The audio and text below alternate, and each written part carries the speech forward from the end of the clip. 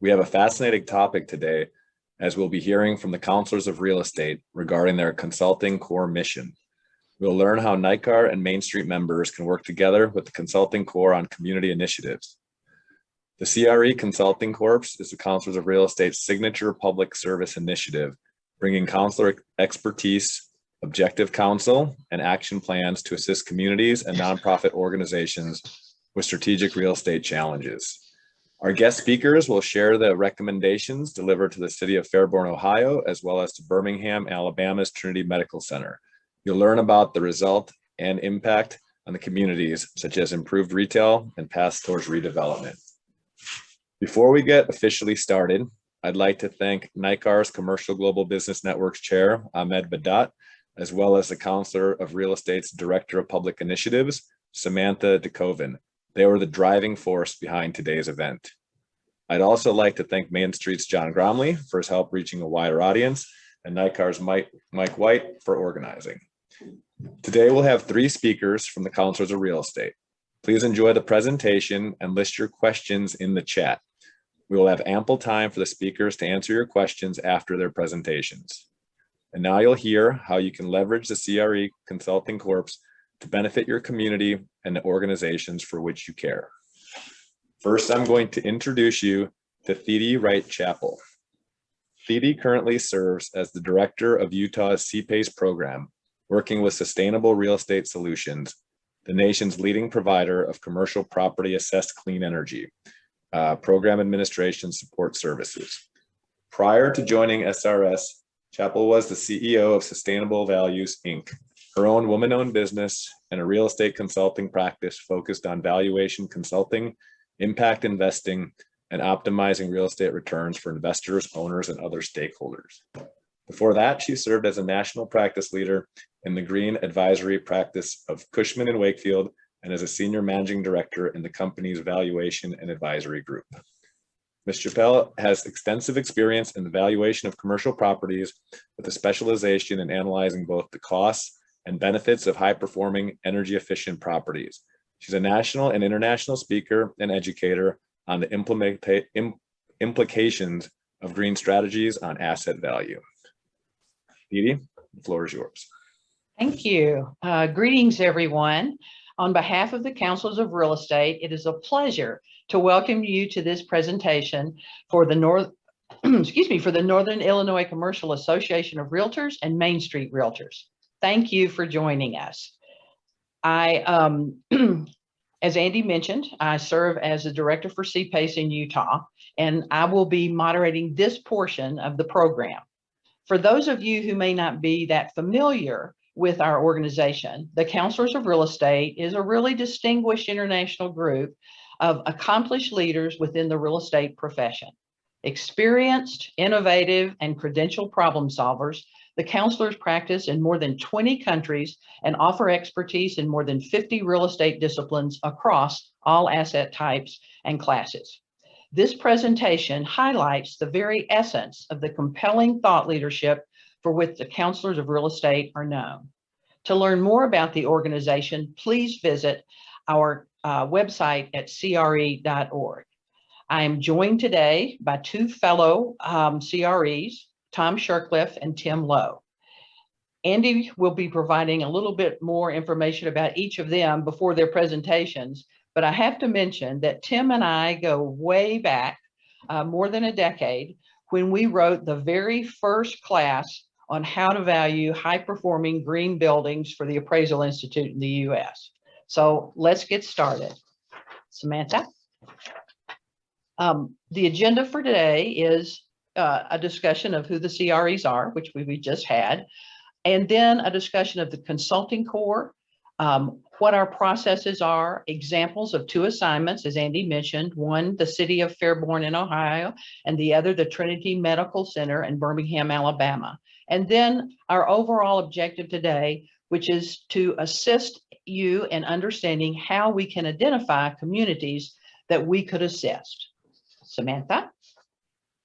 So the Counselors of Real Estate, as noted, we're an organization of commercial property professionals that are known for creative problem solving. We have more than 1,000 members. We're founded in 1953, and our membership is by invitation only, based on an individual's experience and expertise and creative problem solving.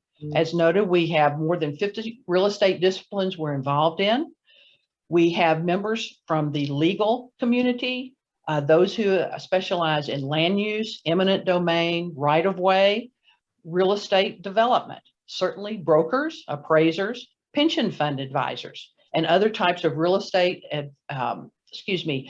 investors and academics as well. We are considered to be trusted advisors solving complex real estate challenges in today's very challenging environment. Our members reside in 20 countries and U.S. territories, with chapters located throughout the United States, Canada, and in Europe. Next slide, thank you. The Consulting Corps is comprised of members who volunteer their time to assist nonprofit and government entities.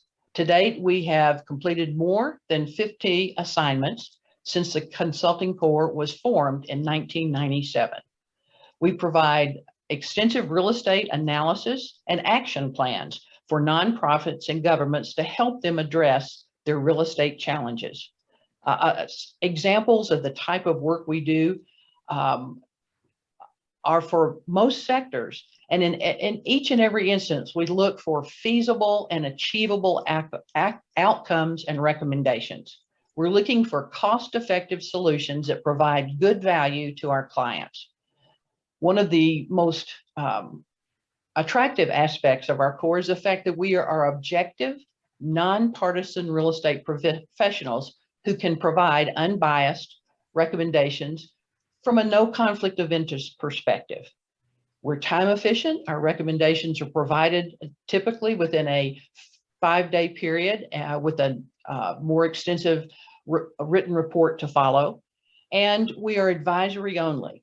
We advise a community on what needs to be done and then often offer guidance on how they can implement it, but they actually hire other professionals to do so.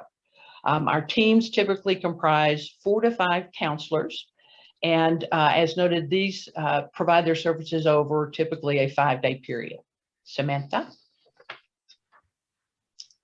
Our cores are made up of people who are used to thinking strategically. We do a lot of different types of analyses. There's several listed on this screen. Adaptive reuse, which in this environment we're seeing a lot of demand for, particularly considering the pandemic, and entities wanting to figure out how to reuse existing facilities or upgrade them. Environmental impact, feasibility and market assessment. We often, I mentioned the background that Tim and I have, often look at approaches from a green or holistic perspective where sustainable issues are considered. And we can help through a variety of approaches. We establish a strategic framework that a group or a municipality can employ. We look at both short and long-term strategies and provide an action plan for their implementation. We provide basically a best practices roadmap to how the goals they want to accomplish can be done. Samantha? This slide shows just a sampling. As I said, we'll have a more in-depth discussion of 2 assignments that were the Consulting Corps completed. But as you can see, it is a wide variety of clients we've had in the past, from economic development, downtown revitalization, international assignments, universities and schools, affordable housing, disaster response, and faith-based institutions. My personal experience began with an assignment for the Sisters of Divine Compassion. And I was struck by the fact when I asked Samantha to research it, that assignment started more than 15 years ago. It was for an order of nuns in upstate New York who were at a point in their careers where they were looking for mechanisms where they could sustain their very existence going forward. The number of young women entering their order had declined, and we met with them as a strategic group to establish a long-term strategy for how they could use their real estate to continue supporting themselves. Interestingly, probably less than 2 years ago, got a copy of a news release where they had sold the last asset that would enable them to continue operating. And so things like that are very gratifying. Another assignment that I was personally involved in combined both disaster response and educational issues. It was for the New Orleans Board of Education, pardon me, and we helped them assess how to dispose of more than 70 assets that were in their excess supply. So the differences in types of assignments are significant. It may be site selection. It may be helping reassess, as I mentioned, adaptive reuse, evaluate development potential, just a variety of different types of assignments. So with that, let me turn to our process, and then we'll turn it over to some more of our specific examples. The consulting core process is outlined here. It's pretty simple. Who is the client? What is the challenge? What's the scope, and what level of work do we need to accomplish? And what is our end objective? We go through a process of data collection and analysis. We do stakeholder interviews and then provide our recommendation. Typically, we have a 5-day program where our first day is relegated to a site visit and analysis, possibly a market tour. Then on our second day, we typically spend that interviewing various stakeholders in the community. The third day, we complete our data collection and analysis. We have team brainstorming. And then basically on the fourth day, sequester ourselves to really analyze what we've been given. And on the fifth day, provide our briefings to our client. In this past year of challenge with the pandemic, we were able to modify that format and have possibly 2-day trips with the remainder of the time collaboration spent virtually. That particular reporting out on the last day of our in-person visit is followed up in 30 to 60 days by an actual written report. So with the explanation of the process and the core, I hope, provided, let's turn it back to Andy so he can introduce Tom. Thank you, Thea. That was great. Now I'd like to introduce you all to Tom Shercliffe. Tom is an entrepreneur and executive with broad experience in Fortune 500 management, small business, and venture capital funded startups, including local, regional, and national roles. Since co-founding Intelligent Buildings, LLC, he has become a recognized expert in the field of commercial real estate technology consulting and risk management. Since 2004, Intelligent Buildings has been a leader in commercial real estate, smart building consulting, and managed services. They have worked on billions of dollars of iconic new developments, and their active customers have over 6 billion square feet of portfolio. Tom, the floor is yours. Well, thanks. Appreciate that. And yeah, just a moment perspective on that. I'm kind of an odd duck in the counselors in that my business is smart building. So I'm a co-founder and principal of Intelligent Buildings, as you heard, and we work on advisory services, building assessment services, and managed services for real estate related technology. And what's been interesting about that is we've worked in nearly all different types of use types and ownership structures and that kind of thing. So it provides some interesting perspective. All right, we'll go to the next slide. Just as a quick note, and Samantha, we can go to the next one if we can. And while we're transitioning the slide, I'll say just a note about the faith-based organizations. This was not one of them. My second engagement was with the Catholic Diocese of Brownsville, Texas, which was a huge diocese, lots of real estate, really enjoyable and meaningful experience there. See if we can hit the next slide. Are you all still seeing the about?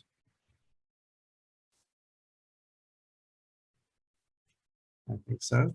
Well, I'm just going to, I'll carry on while we catch up with the slides and tell you the story. This was our assignment this time was in a small town called Fairborn, Ohio, and population 33,000. But the challenges they had were that they had they were particularly interested at first in an abandoned retail mall that they wanted help with, but it was really ended up being a little bit bigger problem. The town had sort of been left behind by some of their policies. Even across the common highway there was a community on the other side of the highway that was thriving. They had just about every retail and restaurant brand you could think of. And so that was kind of a challenge. That was kind of a place they found themselves. So what we were charged with doing was, of course, learn the market and the stakeholders, and then really dive into that particular development and strengths and weaknesses and what could be done. And also what can the government do, really? I mean, there's obviously limitations there, not being a commercial entity. And both the short and the long term. And then there was a little bit broader charge to say, put that in context to the whole economic situation they found themselves in. So I'll take a moment here to talk about, the discovery part. We take tours, we met with city officials, business owners, the man on the street, so to speak. Really dived into the city, and I just want to say a couple things here about this. They were, and I've had this multiple times in consulting core experience, they were so grateful. It was very humbling because these communities or organizations that call in the counselors, they need help. And it was just incredibly fulfilling and humbling to know that they needed help. There were 4 or 5 experts of us that were ready to plow in. It just felt like we were doing something really, really important. And another thing I want to add to that, it's been some of the most meaningful experiences of my career because the unusual thing here is, when do you get in your career 4 or 5 days just to focus on a community and a problem and pull in all of your career expertise? And it's not like a committee or a board where you're a volunteer, in perpetuity or for a year or 2 or 3. This is 4 or 5 days to put your heart and soul in. And it just, I can't tell you how much of an experience that was for us. And again, really, really grateful for them. And I'm on the map slide now, slide 6, I think it is.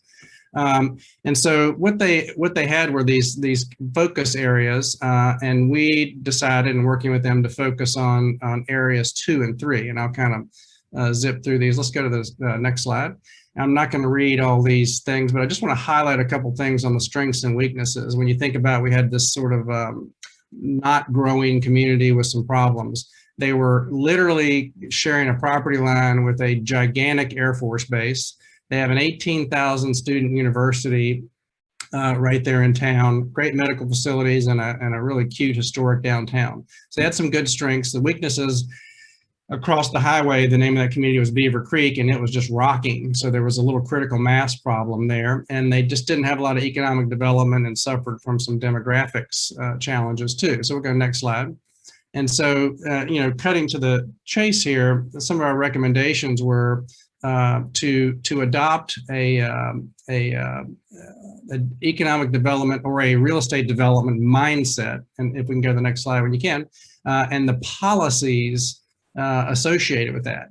So it sort of put it into practice. I think there was a little bit of I'm not sure I want to say anti-development, but just not a progressive approach for a long time.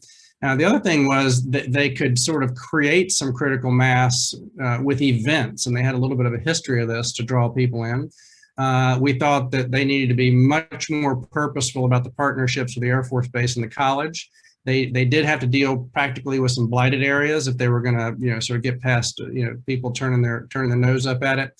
And then we on this one particular spot, and we're very sensitive to government's role, but it really needed to be something different than a traditional attracting a developer, type development. And I'll show you that in just a second. And then the other thing was to really prioritize on this and focus on this and have accountable execution, because a lot of times in a small town, there are a lot of busy people, not a lot of staff. And it's like the question was, like, whose job is it to do this? And we said that's got to be a focus. So let's take a look at the next slide. And just to give you a sense that when it comes up here, you can see that's their downtown having an event.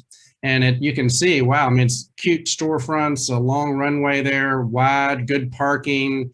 I mean, it really is a great setup. And the picture on the right there is a Halloween festival. Let's go to the next slide. So we said we want to increase the event schedule, and there was also and they have had car shows there. They have the Halloween, of course, then just various art festivals, and really crank that up because they couldn't do that across the street because of the density of retail and restaurants. And then they had some conversations about a destination activity with like rock climbing walls and those kind of things. So we're really trying to create activity.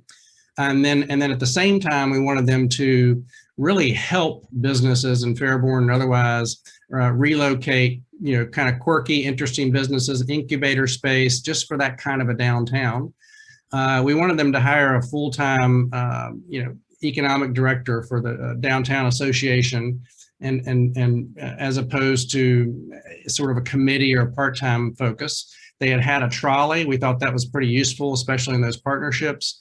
And then really, really fast track these kind of things, whether it was remodeling or getting tenants in or incentives. Next slide, and I'm not sure why we had this next slide, just to remind them what a trolley looked like. No offense, but and let's go to, sorry, next slide, which is, I think that is we'll see if that's the area 3. Sorry, one more.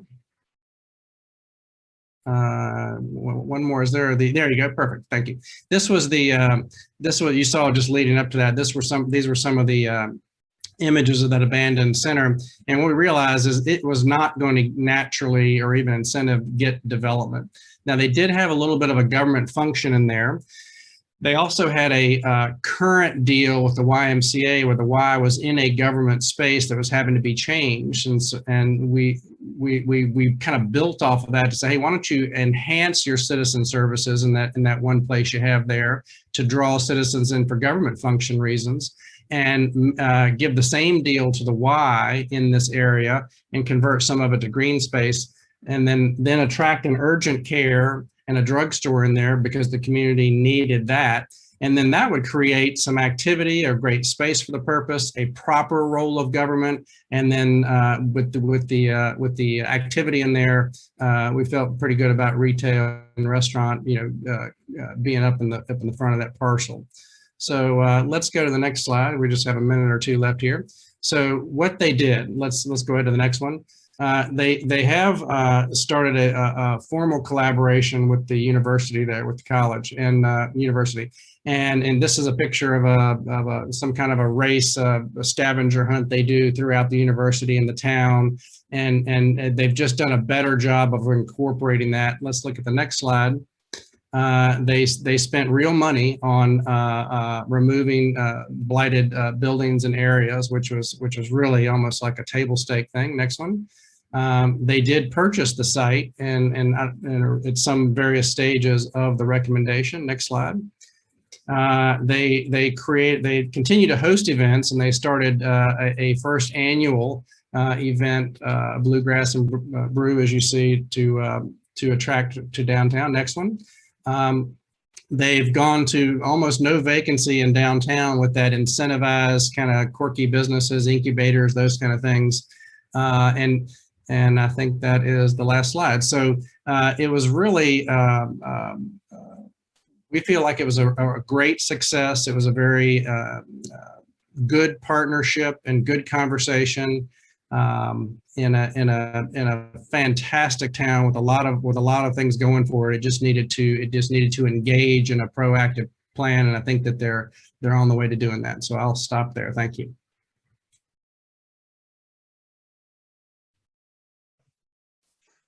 Thank you, Tom. That was very interesting. Thanks for showing us how the counselors are able to work with the municipality and really make things happen. Fascinating. Next up, I'm going to introduce you to Tim Lowe. Tim is the principal and co-founder of Warrenzoff in El Segundo, California. Mr. Lowe is responsible for directing real estate consulting and valuation engagements, including strategy and best practice analysis, market and highest best use studies, market value and fair compensation appraisals, acquisition due diligence, economic feasibility analysis, and advanced financial analysis for large-scale project development. His practice includes emphasis in litigation, investment analysis, and counseling, and his experience includes appraisal and consulting engagements across the continental United States, Alaska, Hawaii, Canada, and even Argentina. Such notable properties and projects he's worked with include the West Edmonton Mall in Edmonton, South Coast Plaza Shopping Center in Costa Mesa, SBC Park, which is the home of the San Francisco Giants, the Belmont Learning Center in Los Angeles, the Kapolei City Development in Hawaii, and the Tren de la Costa project in Buenos Aires, which is a 5 million acre natural resource. Oh, in addition, a 5 million acre natural resource portfolio in Washington State, Ambassador College in Pasadena, 2 Wall Street in New York, and Boeing Field in Seattle. There's many others that he's worked with as well, but I believe this list is a good indication of his vast expertise and geographic scope. Tim, the floor is yours. Yeah, well, good morning, everyone. It's very much appreciate being here to talk with you about the Consulting Corps and specifically the Trinity Medical Center project that I was part of a Consulting Corps team on a few years ago. And kind of having listened to the prior presentations, the word I'd like to emphasize in my remarks here is that of the stakeholder. Consulting Corps assignments are provided to essentially nonprofits, local government.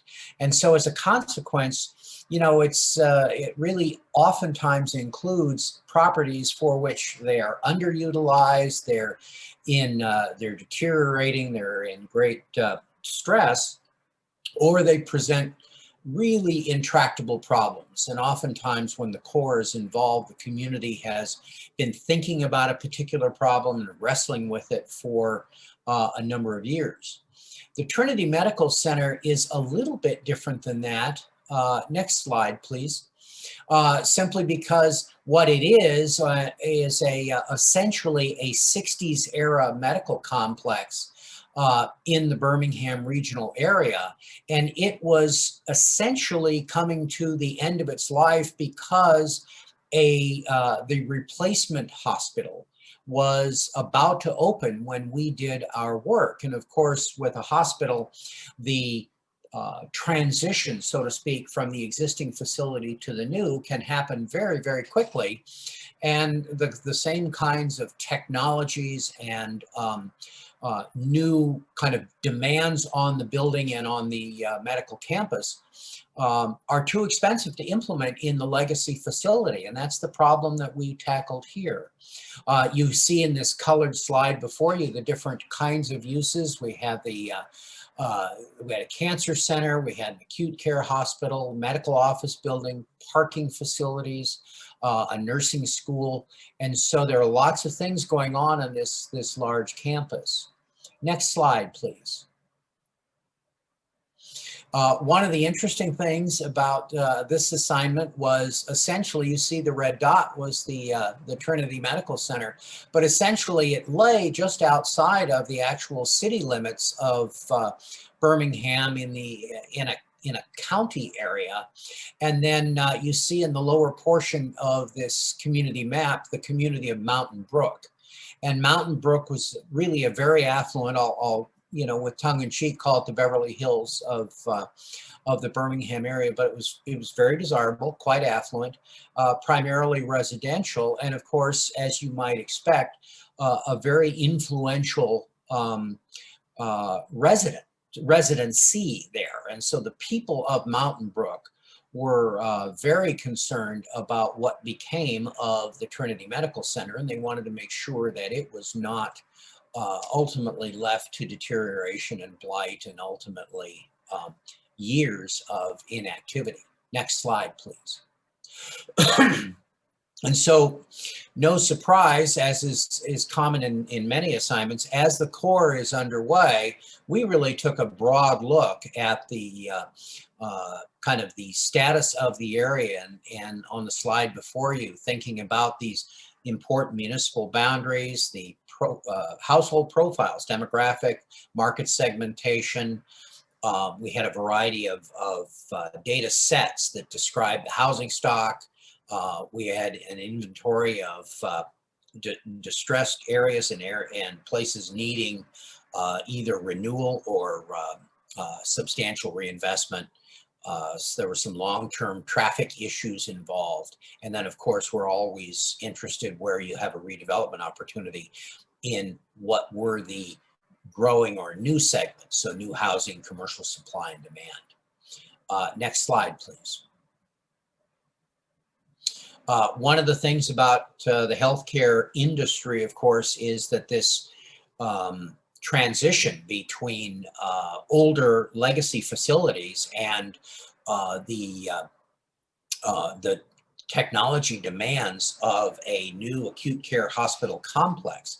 Not just the technology in the hospital, but quite frankly, the way in which patients are managed in medical office buildings, their traffic flows, the type of technology that is in the doctor's office itself. These are all things that have changed rapidly in the last 25 years.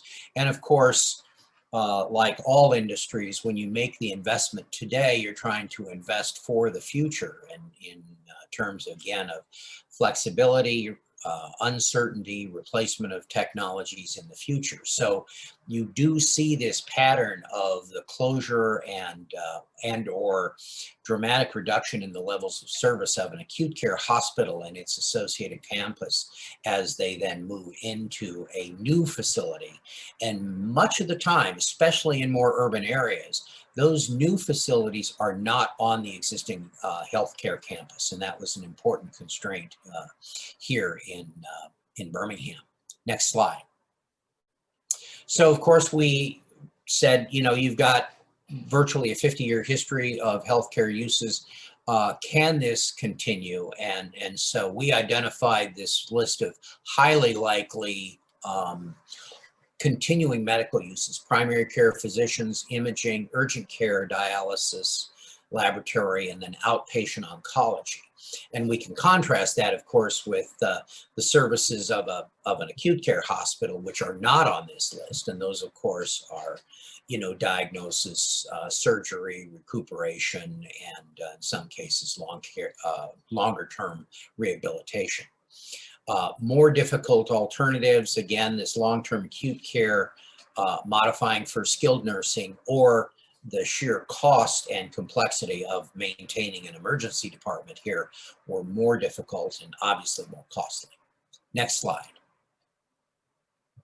Okay, we've seen this slide before, and again, it kind of was our way of thinking spatially about the how these facilities could possibly be reused or contribute to the future of the property.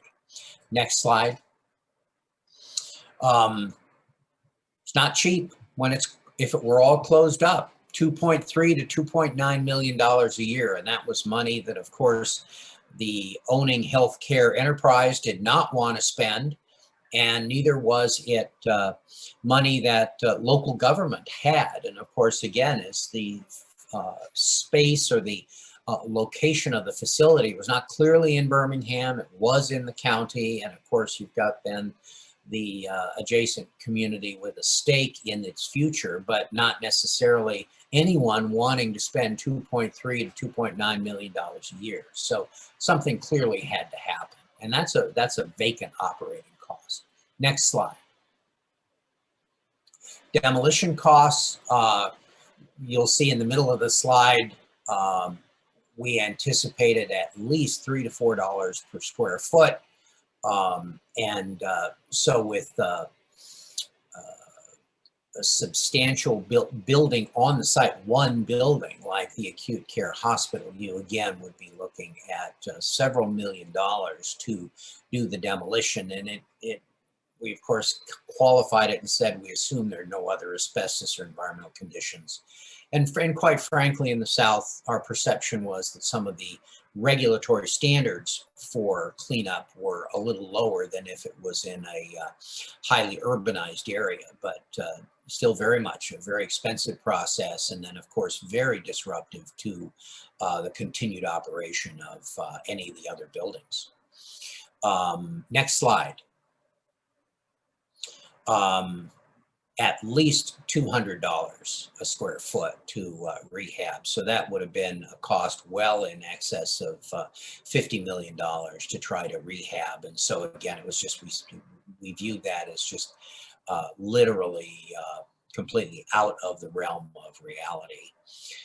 One point on this slide that was a further complexity of this campus was that there was a central utility plant, and so all of the buildings were tied to the central plant, and so even the continuing use of any building either necessitated upgrades to the central plant or segregation of buildings and the installation of their own HVAC and you know, mechanical systems. Next slide. The site was challenging. The actual physical location of the buildings on the site was larger. I recall it being almost 100 acres in size, but an awful lot of it was sloping and not slopes that were so steep that it was unusable, but the presence of the slopes meant that your ability to utilize the site was certainly more limited, and you ended up with a much higher cost per square foot of land area that was actually made usable through the engineering of slopes, construction of retaining walls, etc. So there was very little chance that we could go in and take the entirety of the property and effectively subdivide it without, again, getting into very expensive road construction, utility construction, and then kind of slope construction limitations. Next slide. One of the things I emphasized, again, this idea of stakeholders, and we did believe that there were true opportunities here by working with existing stakeholders, the University of Alabama system, particularly thinking about their community college mission. We saw it as possibly that some of the buildings, particularly the office buildings, et cetera, could be reused for classroom space and offices for educators and other programs. We thought there was some chance for again, a biotech or biomedical focus, particularly as an incubator or perhaps a second stage location. We thought that it presented a great opportunity for, again, in affiliation with community colleges, for workforce training sites, for particularly, we'll say, medical services, medical technology, et cetera. Next slide. Okay. And we also, of course, looked at some of the, what I'll call a back office type uses. And here again, these are legacy buildings. Their comparative cost of renovation, everything was relatively high to install modern systems. And of course, what you're done is that to a certain extent, you're putting lipstick on a pig, and you end up with a better space than you started with, but it is still space that has a very practical, useful life. These buildings were effectively approaching 50 years in age to begin with. Next slide.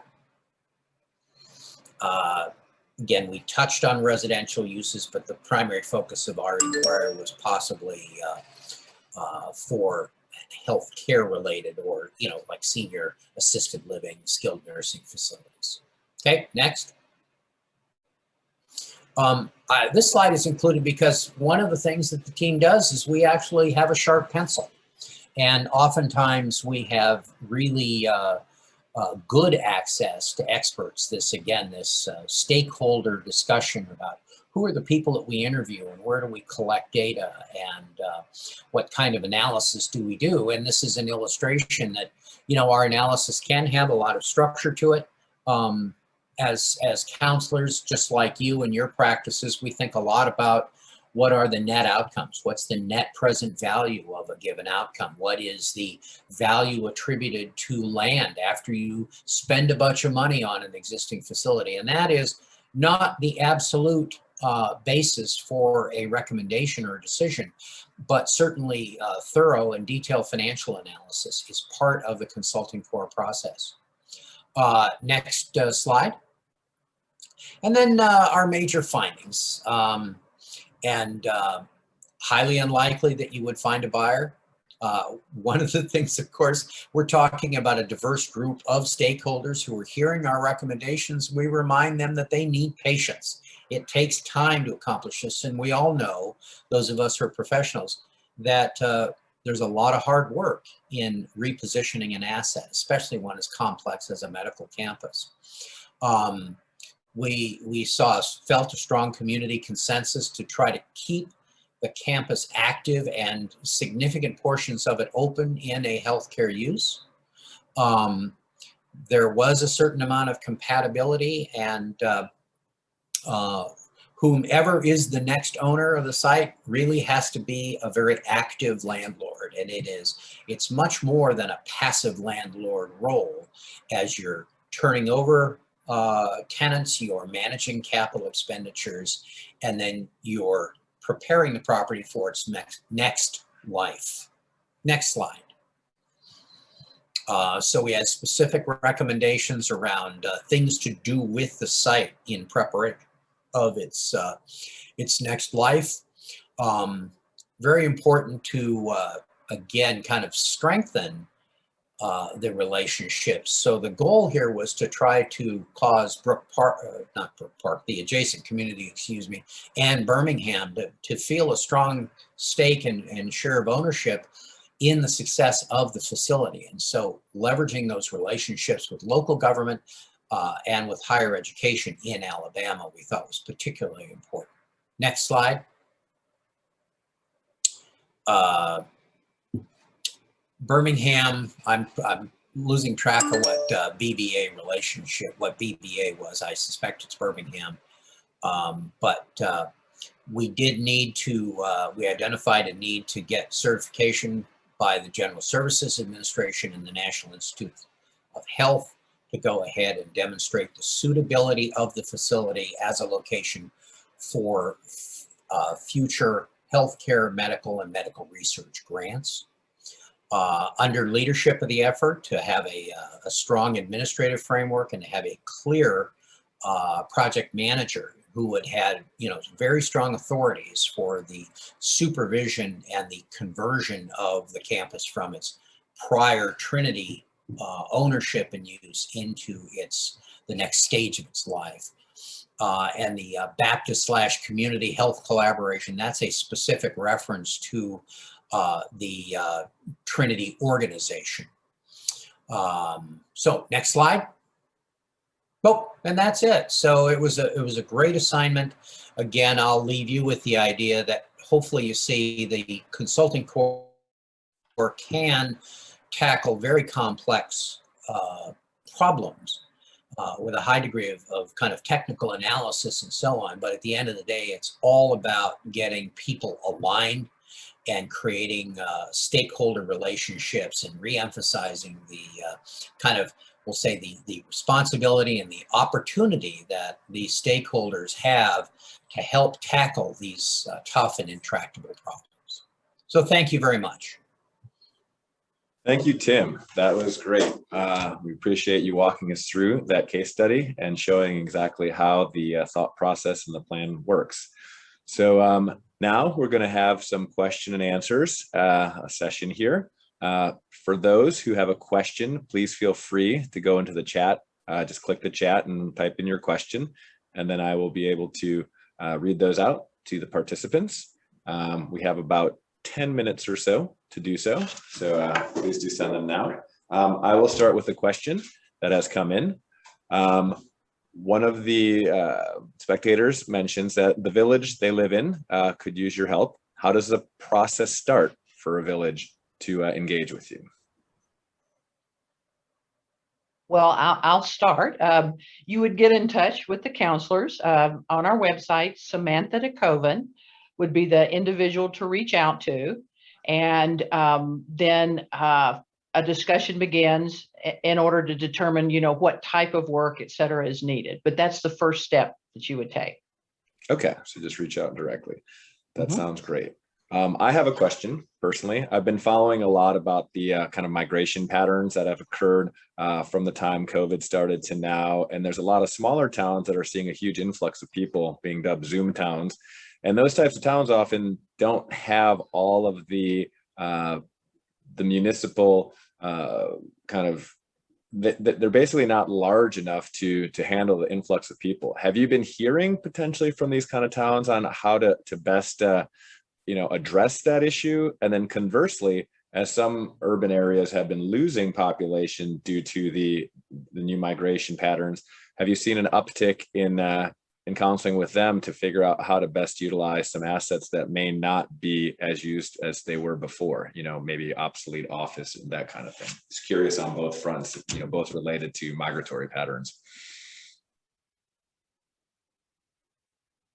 Any takers on that question? Well, I'll jump in a little bit. Of course, my home market area is kind of Los Angeles and Southern California. So it's a large and intense, dense area, but still lots of outlying, I'll say suburban communities and so on.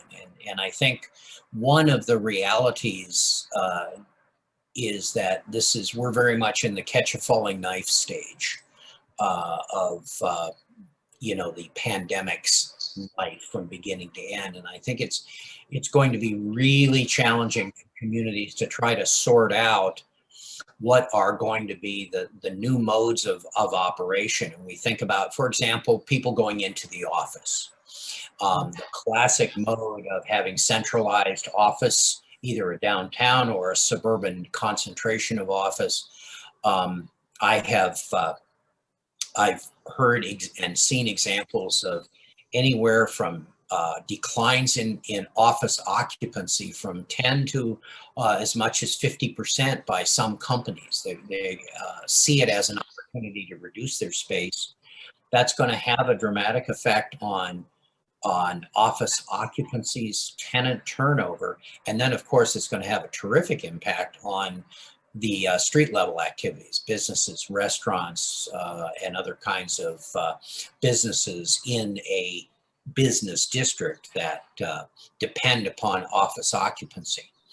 I read one academic study that talked about it was pretty well done, done by some academics, a couple of different universities. Their forecast was that the total amount of work done at home would go from approximately 5% pre-COVID to as much as 22% post-COVID.